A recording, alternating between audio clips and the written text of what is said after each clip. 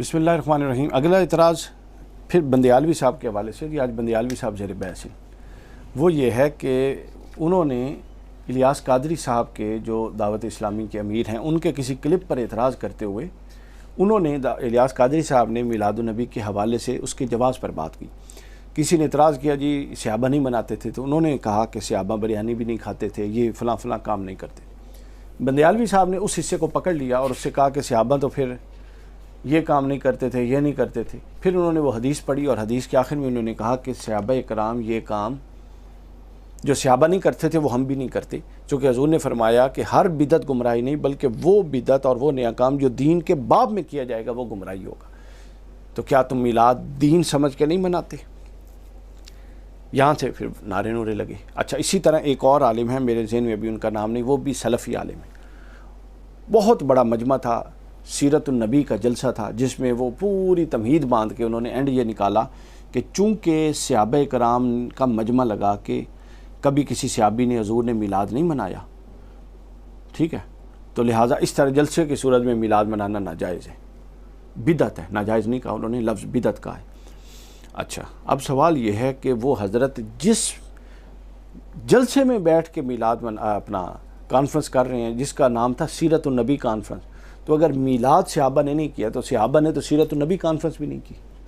یہ جو سلفی لوگ ہیں، اہل حدیث لوگ ہیں، یہ میلاد نہیں کرتے نا، یہ انہی دنوں میں سیرت النبی کانفرنس سے کرتے ہیں۔ تو اگر آپ اس باب پہ آئیں تو سیرت النبی کانفرنس تو صحابہ ہی نے نہیں کی، آپ دین سمجھ کے کرتے ہیں کہ نہیں کرتے؟ اچھا، آپ کتابیں لکھتے ہیں کہ نہیں لکھتے؟ دین سمجھ کے لکھتے ہیں یا ضرورت سمجھ کے لکھتے ہیں پیسہ کمانے کے لیے؟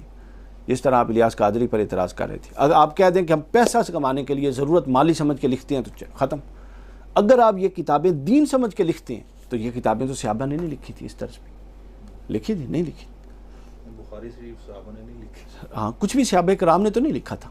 آپ حدیثیں اپنا جو ہے حدیثوں کی تدوین کرتے ہیں اور موضوعاتی حدیثوں کی تخریج کرتے ہیں، دین سمجھ کے کرتے ہیں اور دین کی خدمت سمجھ کے کرتے ہیں، یہ تو صحابہ کرام نے نہیں کیا، سمجھ آئیے؟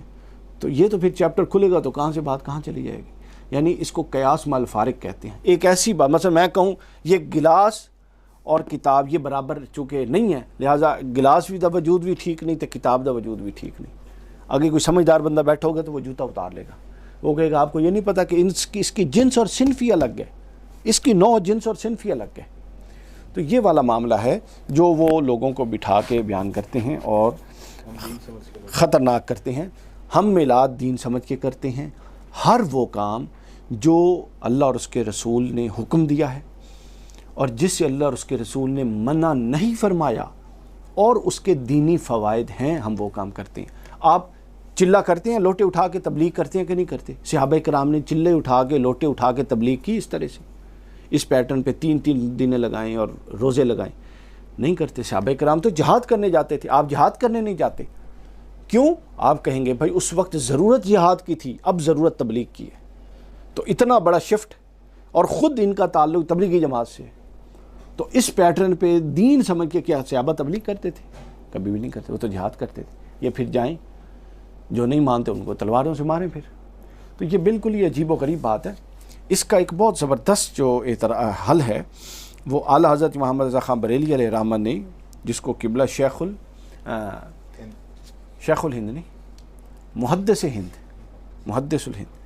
الہند ہی تھا نا، یہ کوئی اور ٹرم تھی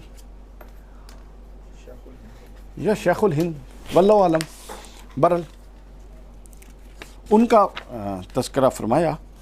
تو اعلیٰ حضرت علیہ الرحمہ نے فتاوی رضویہ میں بہت زبردست اس کا جواب دیا۔ اعلیٰ حضرت نے فرمایا، اس پر الگ بھی ہم بات کر لیں گے لیکن ابھی یہ اعلیٰ حضرت نے فرمایا، یہ بتائیے قرآن مجید کا یہ تقاضا ہے کہ وَأَمَّا بِنِعْمَتِ رَبِّكَ فَحَدِّثْ، کہ اللہ کی نعمتوں کا خوب چرچا کرو۔ اب حضور کی وجود سے بڑھ کے کوئی اللہ کی نعمت ہے؟ کوئی انکار کر سکتا ہے؟ نہیں۔ چرچا کمرے میں بیٹھ کے ہوتا ہے، آپس میں کان میں گھر گھر کر کے ہوتا ہے، یہ چرچا سڑک پہ جا کے محفل کر کے ہوتا ہے، پبلکلی چرچا ہوتا ہے، سمجھ آئی؟ قرآن مجید میں ہے وَذَكِّرْهُمْ بِأَيَّامِ اللَّهِ، اللہ کے دنوں کو یاد کرتے رہو۔ اب جس دن اللہ کی نعمت آتی ہے وہ وقت بھی اللہ کا وقت بن جاتا ہے، اس کی عظمت ہوتی ہے۔ قرآن آیا لیلۃ القدر میں، عظمت قرآن تھی، لیکن اس قرآن کے ساتھ جڑنے کی وجہ سے لیلۃ القدر کی عظمت 1000 راتوں سے افضل، 1000 مہینوں سے افضل. آگے سمجھ. تو اب حضور جس رات کو آئے، جن کے بعد پھر جن کی وجہ سے قرآن آیا، تو کیا وہ ان کا تذکرہ ایام اللہ میں سے نہیں ہوگا، اللہ کے دنوں میں سے نہیں ہوگا؟ اگر قرآن کا تذکرہ اللہ کے دنوں میں سے ہوگا تو اس کا دن یاد دلاؤ. کس کو یاد دلائیں؟ در و دیوار کو یاد دلائیں گے، جا کے لوگوں کو یاد دلائیں؟ تو یاد دلائیں گے تو کیا ان کو واٹس ایپ پہ میسج کریں گے؟ تذکرہ کریں گے نا، محفل کریں گے نا، گفتگو کریں گے نا. آگے قرآن مجید میں قل بفضل اللہ و برحمتہ فبذالک فلیفرحوا، فرما دو کہ اللہ کے فضل اور اس کی رحمت تم پر لازم ہے، فلیفرحوا، اس کی خوشیاں مناؤ. اچھا، آپ کے پر اللہ کے 1000 فضل ہیں، آنکھیں بھی اللہ کا فضل، کان بھی اللہ کا فضل، عقل بھی. حضور کا وجود اور ہدایت سے بڑی تو نہ کوئی اللہ کا فضل ہے، نہ کوئی رحمت ہے. اور قرآن کہتا ہے اس پر خوشیاں مناؤ، فلیفرحوا. اب حضور کے وجود پر قرآن کہتا ہے فلیفرحوا، خوشی مناؤ. آپ کہتے ہیں کمرے میں بیٹھے ہمیں حکم نہیں ہے. پھر اس کے بعد اعلیٰ حضرت نے چوتھی دلیل دی، بہت شاندار. حضور نے فرمایا قرآن میں وما آتاکم رسول فخذوہ وما نہاکم عنہ فانتہوا، جو رسول دیں اس کو لے لو. ٹھیک ہے، اہل حدیث حضرات یہی کہتے ہیں نا، حضور نے نہیں کیا. جو حضور دیں، قرآن نے یہ نہیں کہا کہ جو حضور دیں وہ لے لو اور بات ختم، نہ. قرآن نے کہا اور جس سے منع کریں اس سے منع ہو جاؤ. یہ بڑا اہم پہلو ہے. تو کوئی ثابت کر دے کہ حضور نے منع فرمایا ہو کہ میرے پیچھے میرا میلاد نہیں کرنا. ضابطہ دیکھیں نا، ضابطہ یہ نہیں ہے وما آتاکم رسول فخذوہ، جو رسول دیں وہ لے لو، یادی بات ہے. آگے قرآن نے کہا اور جس سے روکیں اس سے رک جاؤ، یعنی جس سے نہ روکیں اس سے رکنا نہیں ہے، اس سے رکنے کا حکم نہیں ہے. اگر اس کے فوائد ہیں تو وہ کرو. تو گویا قرآن مجید کی نصوص سے تو خود میلاد کے کرنے کا جواز ثابت ہوتا ہے. اور آپ اچھے خاصے قرآن پڑھے لکھے اور قرآن پڑھنے والے ہیں، پھر یہ پہلو آپ لوگ کیسے نظر انداز کر دیتے ہیں؟